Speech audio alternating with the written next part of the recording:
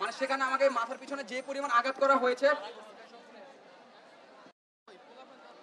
প্রথমত আমাদের দাবি হলো যে আমাদের জুনিয়র ইনস্ট্রাক্টর পদে ক্রাফটদের এই পদোন্নতি দেওয়া যাবে না। দ্বিতীয়ত আমাদের যে ক্রাফট মামারা আছে তারা আমাদের ক্লাস করে না, তাদের দায়িত্ব হলো ল্যাব অ্যাসিস্ট্যান্ট হওয়া। তা আমরা যখন আমাদের ডিপ্লোমাদের মেনই কারিগরির উপরে ডিপেন্ড করে, হাতে কলমে শিক্ষা, তো যখন আমাদের প্র্যাকটিক্যাল ক্লাসগুলো থাকে তখন দেখা যায় তাদের আমরা ফোন দিয়ে আনতে হয়, অনেক সময় ফোন দিয়েও আমরা পাই না। আর তাদের ওখানে যদি যাই তারা আমাদের পাত্তা দিতেছে না, তারা ওখানে বিসিএস এর লাইব্রেরি খুলে বসে আছে, তারা নিজেরাই প্রিপারেশন নিতেছে। তাহলে তারা কেন জব করতে আসছে? তারা যদি আমাদেরই না শেখায় আমরা কোথা থেকে শিখবো? আর আমরা যদি প্র্যাকটিক্যালি কিছু না বুঝি তাহলে আমরা এখানে কাজ করব কিভাবে? আমাদের তো শুধু রিটেন মার্ক না, আমাদের প্র্যাকটিক্যালের উপর অনেক কিছু ডিপেন্ড করে। তো এই জন্যই আমাদের আন্দোলন। আমরা ঢাকা পলিটেকনিক ইনস্টিটিউট আজকে 7 রাস্তা অবরোধ করছি মূলত 6টি যৌক্তিক দাবি নিয়ে। 6টি যৌক্তিক দাবি হলো জুনিয়র ইনস্ট্রাক্টর পদে ক্রাফট ইনস্ট্রাক্টরদের অবৈধ পদোন্নতির রায় হাইকোর্ট কর্তৃক বাতিল করতে হবে।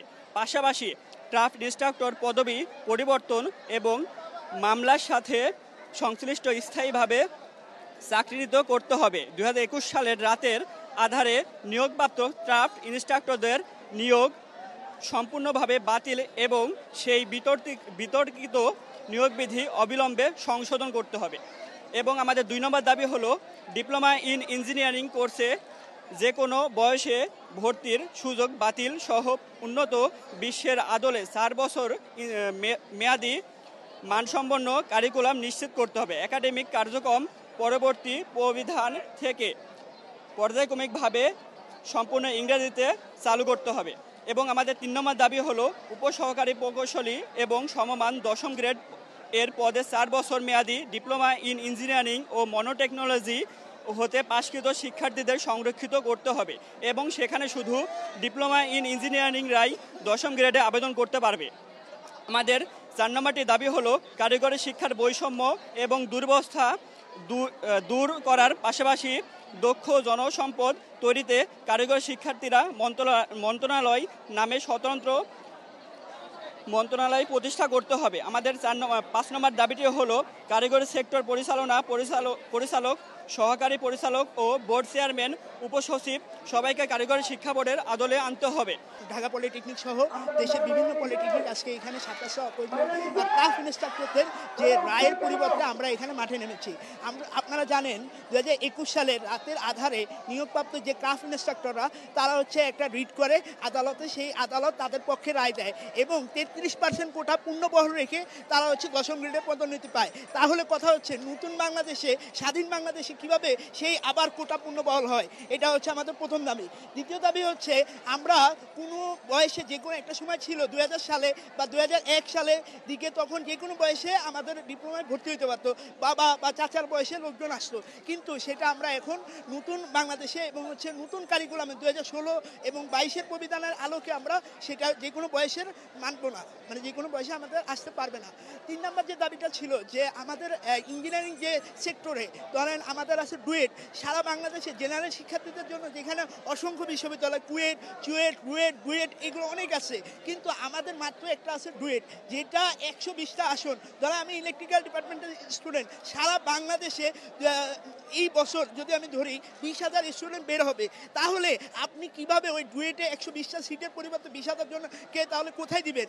আমরা দেখি চীনে আমাদেরকে 33% স্কলারশিপ দিচ্ছে, সেখানে বাংলাদেশে সেটা ডিপ্লোমা ইঞ্জিনিয়ারদেরকে বেসরকারি সেক্টরে দেখা যাচ্ছে তাদেরকে মূল্যায়ন করতেছে না, তাদেরকে একটা অল্প বেতনে প্রায় 15 থেকে 20,000 টাকা সম্মানী প্রদর্শন করছে, যেটা বর্তমান বাংলাদেশে চলা প্রচণ্ড কষ্টকর। সেখানে আমরা চাই মিনিমাম একটা বেসরকারি সেক্টরে মিনিমাম একটা বেতন 10ম গ্রেড স্কেল রাখতে হবে। ঠিক আছে, কিছু কুচক্রী মহলের কয়েকজন মানুষ কেজি গেট লাগিয়ে পরীক্ষাতে জোরপূর্বক বসানোর চেষ্টা করে এবং আমরা যখন তাদেরকে আহ্বান জানাই আপনারা গেট ছেড়ে দেন, তখন তারা আমাকে মাথায় কিল ঘুষি মারে এবং আমার চশমা পর্যন্ত ভেঙে দেয়। তারা আমার পায়েও লাথি দিয়ে আমাকে ফেলে দেওয়ার চেষ্টা করে। আমি এই ঘটনার জন্য প্রতিবাদ জানাই এবং আমার প্রিন্সিপাল স্যারকে আমি আহ্বান জানাবো সেজন্য আমাকে এই ক্যাম্পাস থেকে যারা আমাকে হামলা করেছে তার সুষ্ঠু বিচার করুক। সাধারণ শিক্ষার্থীর উপর হামলা চালাচ্ছে, তারা এমন ভাবে হামলা চালাচ্ছে যে আমাদের ছাত্রদের মারতে মারতে, আমি একা না, আমার সাথে আমার সবাই আঘাত পেয়েছে আজকে। এই সন্ত্রাসীরা আজকে আমাদের সবাইকে এমন ভাবে আঘাত করেছে যে আমাদের এই ছয়টা যাতে বাস্তবায়ন না হয়। এই ছাত্ররা যে সন্ত্রাসী এমন ভাবে আঘাত করেছে, তারা এমনকি তারা এখানে 10-15 জন এমন ভাবে দল নিয়ে ঘুরতেছে মাঠের ভিতরে, আমাদের ক্যাম্পাসের ভিতরে, তারা যাকে পাচ্ছে, যেই বাধা দিচ্ছে, যে ছাত্র জড়ো তাদের সবাইকে তারা আঘাত করছে। এর জন্য আমি এটা সুষ্ঠু বিচার চাই, এবং প্রশাসন যদি এর বিচার না করতে পারে তাহলে ছাত্ররা এর থেকে আরো বড় কর্মসূচি দিবে আমরা বলে দিলাম। এবং আমরা বলতেছি আমাদের যে প্রিন্সিপাল নন টেক আছে, এই নন টেক প্রিন্সিপালকে আজকে আমরা পদত্যাগ করিয়ে ছাড়বো ইনশাআল্লাহ। এই নন টেকের প্রিন্সিপাল আজকে থেকে আর থাকতে পারবে না ক্যাম্পাসে। তিনি এই ছাত্রদেরকে উস্কানিমূলক কথাবার্তা বলে তাদেরকে সম্পূর্ণ সাপোর্ট দিয়ে আমাদের সাধারণ শিক্ষার্থীর উপর প্রতিনিয়ত হামলা চালাচ্ছে। এর আমি সুষ্ঠু বিচার চাই। আমি সবাইকে বলতে, ছাত্ররা এক থাকো, ইউনিটি করো, ইউনিটি আমাদের রাখতে হবে। আমাদের প্রিন্সিপালকে আজকে আমরা পদত্যাগ করিয়ে ছাড়বো। লাগে বলে তাদের পরীক্ষা দিতেই হবে।